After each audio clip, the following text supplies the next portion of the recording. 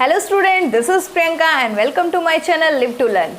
तो आज हम न्यूट्रिशन इन ग्रास ईटर्स पढ़ेंगे। Before that please subscribe my channel and press the bell icon.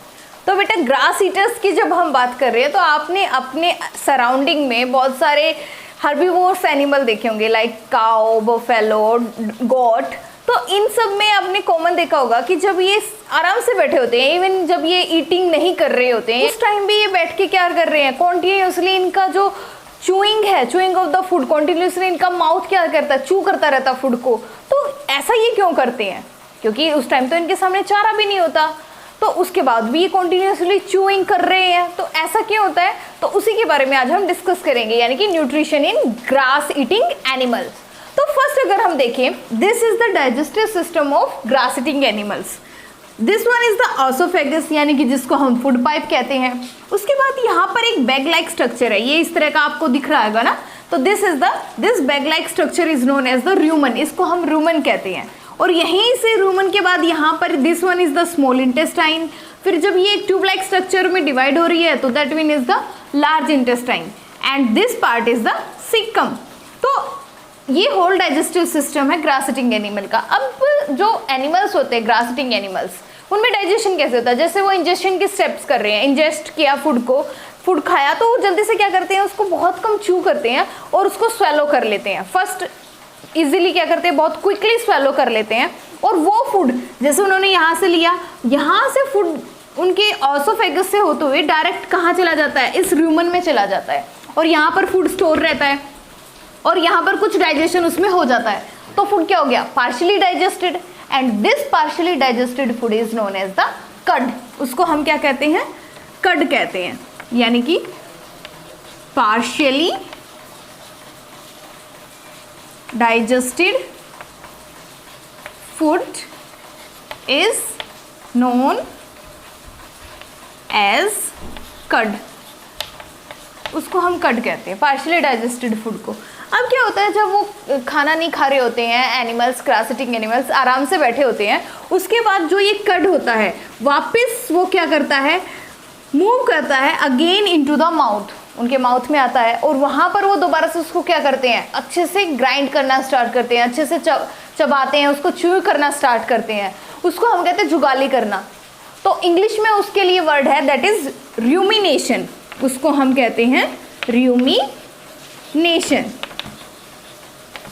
Means bringing partially digested food back into the mouth from the rumen where it chewed again by the animals. The process is known as rumination. उसको हम rumination कहते हैं। मतलब क्या हुआ rumination का, यानी कि जो partially digested food है जिसको हम कड कह रहे हैं, उसको ये एनिमल्स रूमन से, दिस बैग लाइक स्ट्रक्चर से वापस ओसोफेगस से होते हुए माउथ में लेके आते हैं और वहां पर दोबारा से उसको च्यू करते हैं। और इसी प्रोसेस को हम कहते हैं rumination, मीन्स जुगाली करना, यानी कि bringing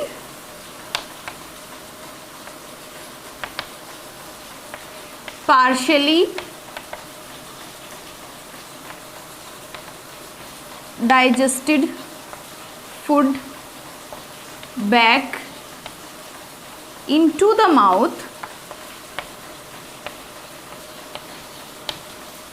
from rumen where it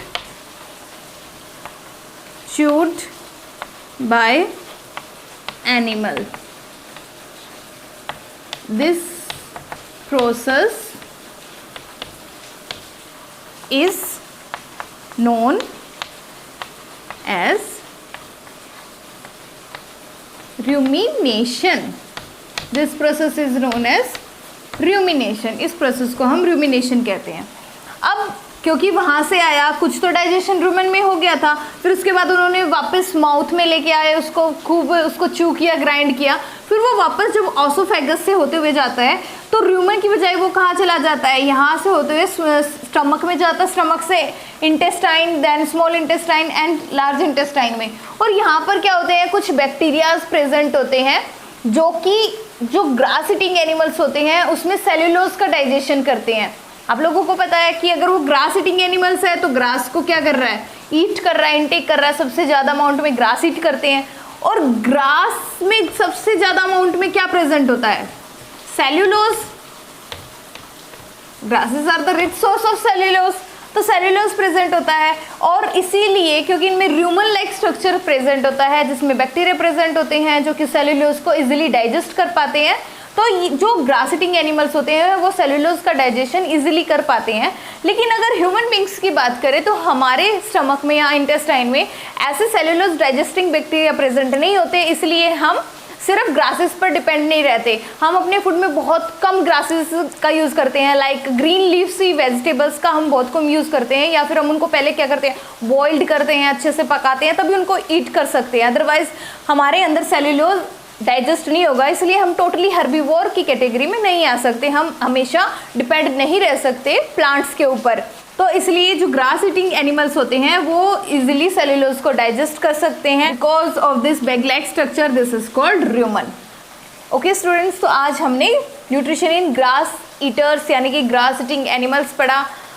hopefully कि आप लोग अच्छे से इस चैप्टर को समझे होंगे, और इस चैप्टर से रिलेटेड जो बाकी की वीडियोस हैं उन सब के लिंक मैंने नीचे डिस्क्रिप्शन बॉक्स में दे दिए हैं। आप वहां जाकर पूरे चैप्टर को अच्छे से समझ सकते हो और एग्जाम्स में अच्छे मार्क्स स्कोर कर सकते हो।